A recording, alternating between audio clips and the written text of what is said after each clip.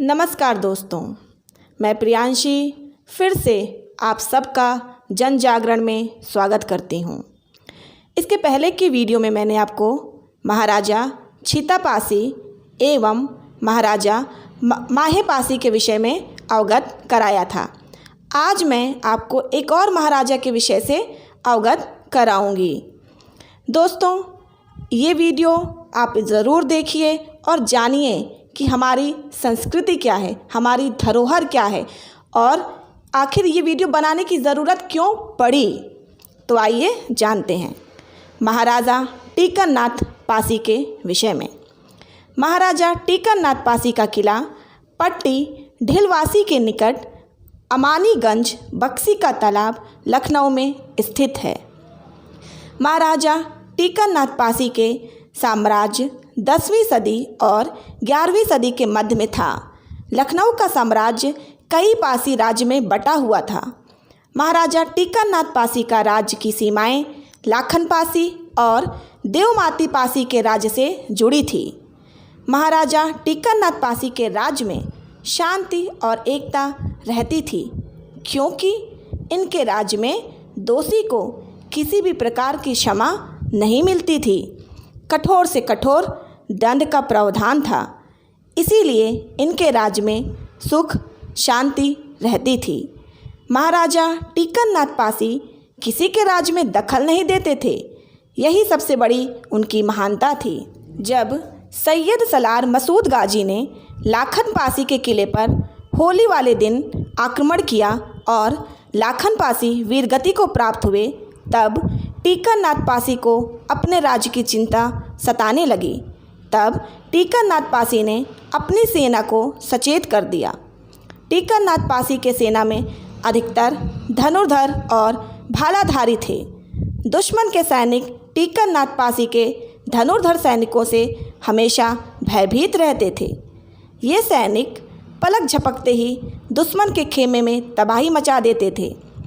सैयद सलार मसूद गाजी ने लाखन पासी को हराकर वहाँ का राज्य अपने सेना नायक हातिम और खातिम को सौंप दिया और सैयद सलार मसूद गाजी अपनी सेना के साथ बहराइच की तरफ निकल पड़ा।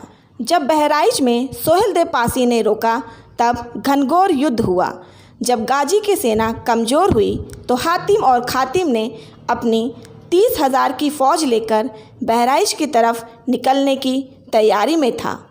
तब टीकरनाथ पासी और कसमंडी के राजा कंसा पासी ने अपने धनुर्धर सेना के साथ वही रोक लिया और हातिम और खातिम की 30,000 सेना के साथ उन्हें मार गिराया और लाखन पासी के राज्य को पुनः आज़ाद कराया और यहाँ हातिम और खातिम को मार गिराया। और उधर बहराइच में सोहेलदेव पासी ने सैयद मसूद गाजी को मार गिराया। दोस्तों, बहराइच के इस भीषण युद्ध के बाद लगभग 200 सालों तक किसी भी बाहरी आक्रमणकारियों ने भारत की तरफ नज़र उठाने की हिम्मत नहीं की। दोस्तों, मेरा इस वीडियो बनाने का एकमात्र उद्देश्य है कि आप सब अपने ऐतिहासिक धरोहर के विषय में जानें और उसका संरक्षण करें। संरक्षण के अभाव में हमारी ऐतिहासिक धरोहर और हमारे महाराजा के किला दम तोड़ रहे हैं। तो आइए हम सब मिलकर आवाज़ उठाएं और अपनी ऐतिहासिक धरोहर का संरक्षण करें। तो दोस्तों, हमारी वीडियो इस प्रकार चलती रहेगी जब तक कि हमारे ऐतिहासिक धरोहर का संरक्षण ना हो जाए। इसी कड़ी में दोस्तों, मैं आगे आपको और भी किलों से रूबरू कराऊंगी और अपने ऐतिहासिक धरोहर के विषय में आपको बताती रहूंगी, ताकि जानकारी के अभाव में हमारी ऐतिहासिक धरोहर नष्ट ना हो। मैं ऐसी बहुत सी महत्वपूर्ण जानकारी आप तक पहुंचाती रहूंगी और आपसे बार बार अनुरोध करती रहूंगी कि आप सब हमारे साथ आएँ, एकजुट हों और हमारी ऐतिहासिक धरोहर, हमारे महाराजाओं के किलाओं का संरक्षण करें। टीकरनाथ पासी लखनऊ के राजा थे।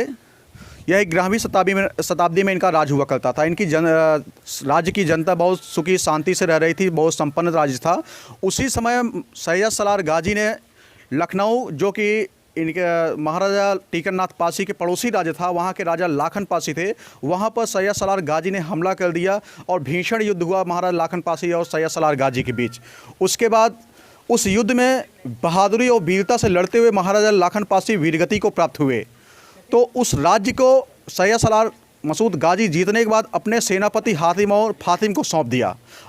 उसके बाद वह राज्य अपने सेनापति को सौंपने के बाद बहराइच से महाराज सुहेल देव पासी के ऊपर हमला करने के लिए चला गया और उस सैयद सलार मसूद गाजी की मदद करने के लिए इधर उनका सेनापति हातिम और फातिम भी बहराइच की तरफ कूच कर गए। तो जब इसकी जानकारी महाराजा टीकरनाथ पासी जी को हुआ तो इन्होंने अपने समवर्ती राजा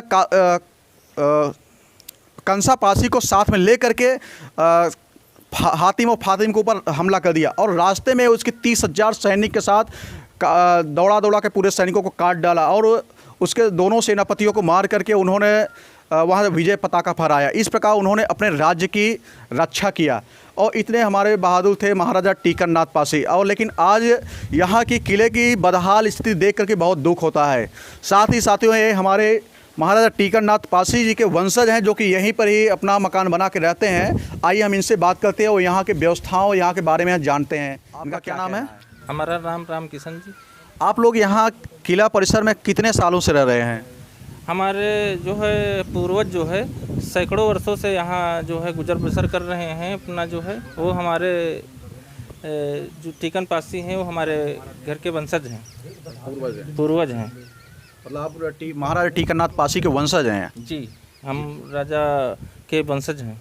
तो आज आप लोग राजा के वंशज हैं, फिर भी आज स्थिति ये आप लोगों की बहुत बदहाल नज़र आ रही है।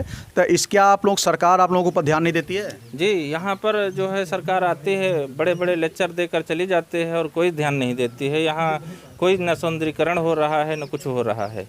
जैसा कि हम लोग किले के चारों तरफ घूम करके देखे हैं कि यहाँ पे जगह जगह बाउंड्री टूटी हुई है, कई जगह बाउंड्री नहीं है, चारों तरफ जंगल है और यहाँ की जो ऐतिहासिक धरोहर है वो भी संरक्षित नहीं है। सरकार को बहुत ध्यान देने की ज़रूरत है। इसके बारे में आप क्या कहना चाहें? जी, मैं यही कहूँगा कि सरकार को क्या बताएं, यहाँ ट्रस्ट के लोग भी जोर दे रहे हैं फिर भी सरकार ध्यान नहीं दे रही। यहाँ कहने का मतलब कि आप ये कहना चाहते हैं कि सरकार को यहाँ पे ध्यान देना चाहिए, यहाँ की जो चीज़ें हैं ऐतिहासिक चीज़ें उनको संरक्षित करना चाहिए और यहाँ पर विकास कार्य करना चाहिए, है ना? हाँ, यहाँ पर विकास कार्य हो, यहाँ पर एक आधा स्कूल डाल दिया जाए जिसमें यहाँ के बच्चे जो है पढ़े लिखे और जो है यहाँ कोई सरकार कोई ध्यान नहीं दे रही है। तो आप महाराजा टीकन पासी जी के बारे में क्या जानते हैं? जी, एक पराक्रमी राजा थे।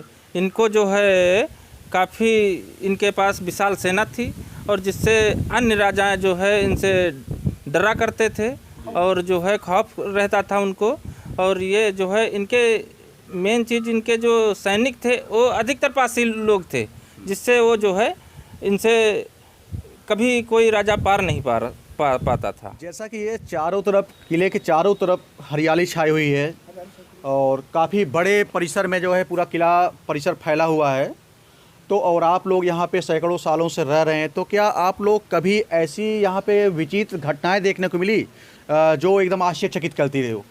जी हाँ, एक बार जो है एक दो बार मिली हैं। हमारे जो है पिताजी जो है एक बार मकान बनाने के लिए नींव खोद रहे थे तो उसमें जो है 1-2 फीट खोदे थे तभी एक कंकाल मिला। तो वो लगभग 7-8 फीट लंबा कंकाल रहा होगा। बहुत भयंकर कंकाल था जो है वो सड़ चुका था, काफ़ी जो है सड़ चुका था, लेकिन पूरा दिख रहा था कि पुराना था, जो दिख रहा था कि ये जो है कंकाल आदमी का है। और ऐसी चीज़ें 1-2 बार और खेत में भी एक बार मिली थी। तो क्या आपको लगता है कि ये कंकाल किसके हो सकते हैं और कितने साल पुराने हो सकते हैं? ये कंकाल पुराने तो बहुत पुराने हो सकते हैं। ये जो है कंकाल जो है हमारे राजा के जो है सैनिक लोगों के हो सकते हैं। वो सेना में कैसे क्या हुआ, वो कैसे दफनाए गए, मारे गए या कैसे क्या किया गया, उन्हीं के हो सकते। इस महाराजा टीकरनाथ पासी किला परिसर में यहाँ कुछ मंदिर दिख रही है, तो क्या आप बता सकते हैं कि मंदिर का महाराजा टीकरनाथ पासी के किले से क्या संबंध है और इनका क्या इतिहास रहा है? जी हाँ, ये जो है एक महादेव जी का पुराना मंदिर है। अच्छा। ये और एक काली माँ का जो है मंदिर है, जो है ये बहुत पुराने मंदिर हैं। ये हमारे ख्याल में हमारे राजा जी इनका जो है पूजन या अपना करते होंगे, उन्हीं के ये पुराने मंदिर हैं।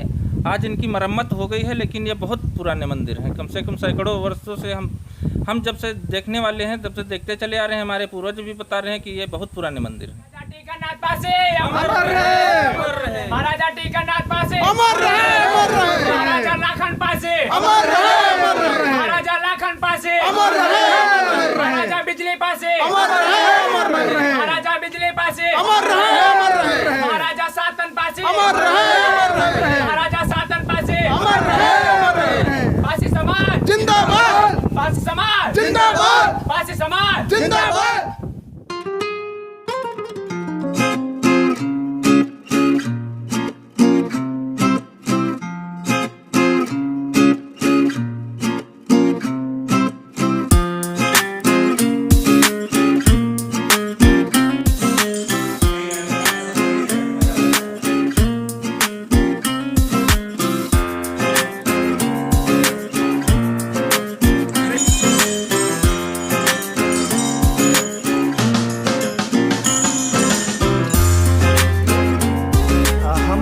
हमारी टीम लगभग 3 दिनों से हम लोग सारे पासी राजा महाराजाओं के किलों पे भ्रमण कर रहे हैं और आज हम लोगों का तीसरा दिन है।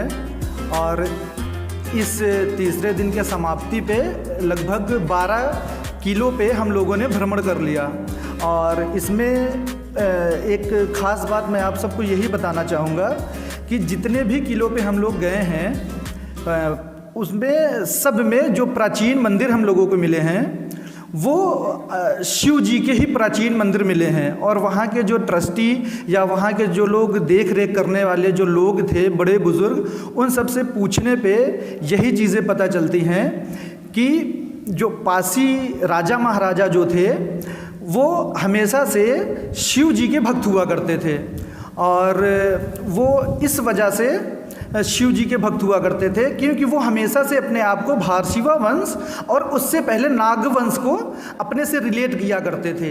और इसी वजह से वो प्राचीन समय से लेकर के और आज तक भी पूरे पासी समाज के लोग ज़्यादातर शिव और शिव में अपनी आस्था रखते हैं। और बहुत ही पुराना शिवलिंग दिखाना चाहूँगा जो महाराजा टीकरनाथ पासी के किले पे स्थापित है।